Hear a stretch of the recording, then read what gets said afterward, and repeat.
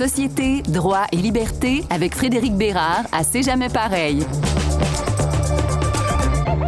Mardi, un sondage de la firme Léger révélait que la CAQ est toujours bien en selle dans les intentions de vote des Québécois, à 38 %, et que la lutte sera plus chaude que prévu pour la deuxième place. Il y a d'autres sondages qui sont publiés dans les journaux de la Coop de l'information ce matin.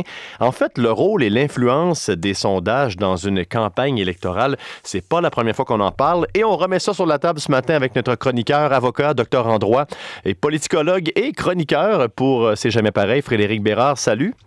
Et surtout chroniqueur, pour C'est jamais pareil quand même. C'est surtout le rôle numéro 1 sur la carte d'affaires. Voilà. Est-ce qu'on accorde trop d'importance au sondage pendant une campagne électorale? Oui, moi je pense que oui, et ça vient pervertir un peu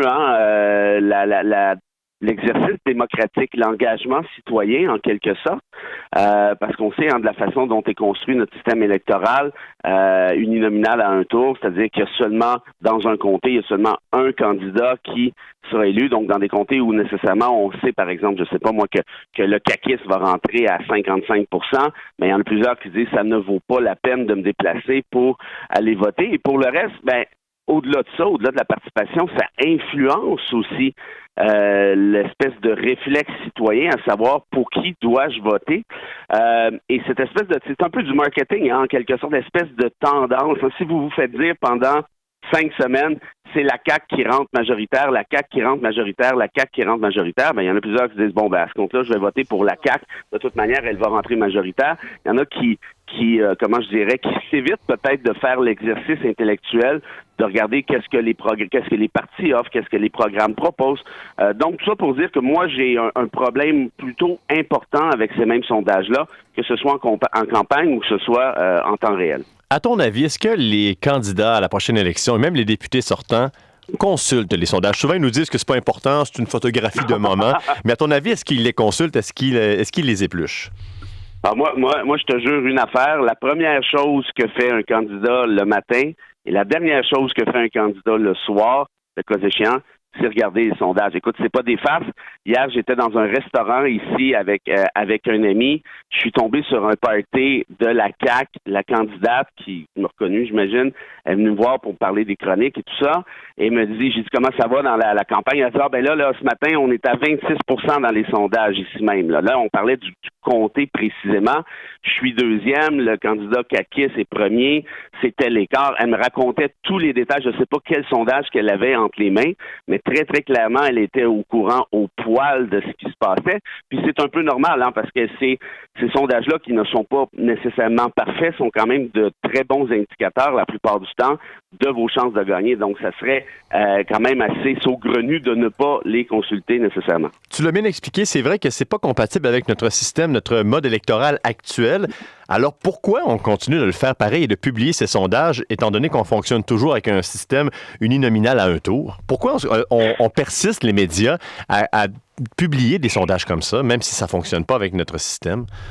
Moi, je pense que en Léger, par exemple, a un sondage entre les mains. Demain, on a un sondage national. Là, tout le monde est excité. Et quand je dis tout le monde, je parle évidemment de l'ensemble son médiatique, parce que là, on sait qu'on va avoir une on va voir commenter ci, commenter ça. Mais le problème, Frédéric, je demanderais d'avoir un endroit plus stable, s'il vous plaît, parce qu'on perd un peu la communication. Ne pas bouger pendant la réponse, s'il vous plaît. Je ne bouge pas, je vous jure. On va essayer de bouger à ce moment-là. C'est mieux comme ça? Oui. Oui, ça va comme ça. Alors, ce que j'essaie de dire, c'est la fond médiatique, évidemment, s'excite son âge nécessairement, mais en temps de là, on pervertit en quelque sorte la démocratie. On avait un scrutin proportionnel, comme ça avait été promis, par exemple, par la CAQ, on aurait nécessairement, à mon sens, plus important. Le sondage pourrait avoir une portée peut-être un peu plus saine. Pourquoi? Parce que les gens se disent, mon vote va compter, quand bien même que dans mon comté, ce n'est pas mon candidat. Reste que mon vote aura un impact concret. Donc, de ce fait-là, ce serait déjà au moins à demi-mal, je dirais, alors que dans le système actuel, je me répète, mais on a un problème assez sérieux. Parce que là, on parle du contexte en campagne électorale. Parce que pendant un mandat, lorsqu'un gouvernement est au pouvoir, est-ce qu'un sondage, parfois, peut influencer des décisions des gouvernements ou des ministères?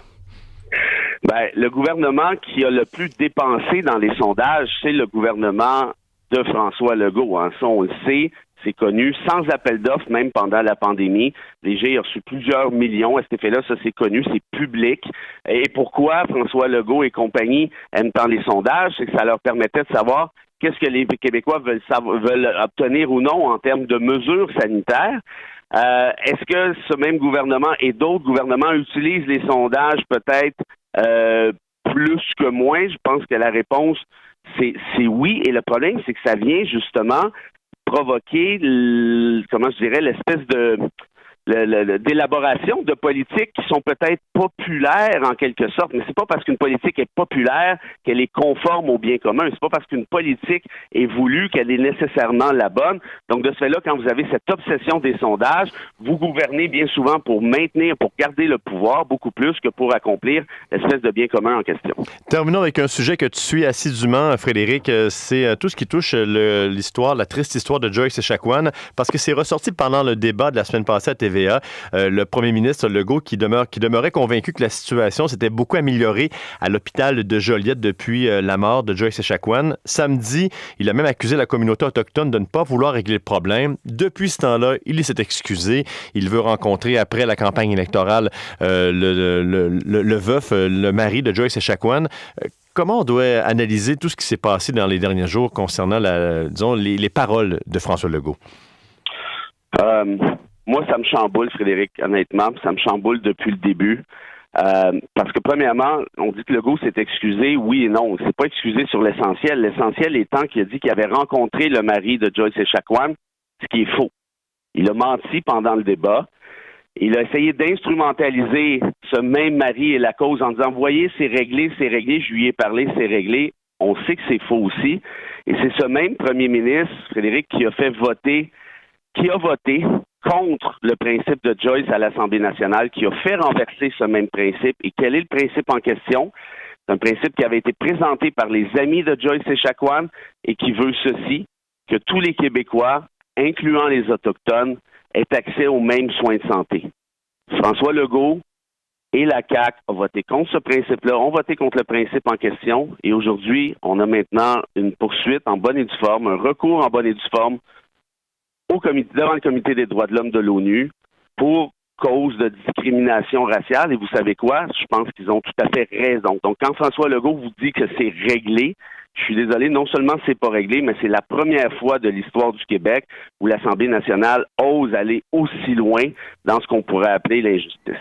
Frédéric Bérard, merci beaucoup. On se donne rendez-vous la semaine prochaine. Avec plaisir. Au revoir. Il est 8h25.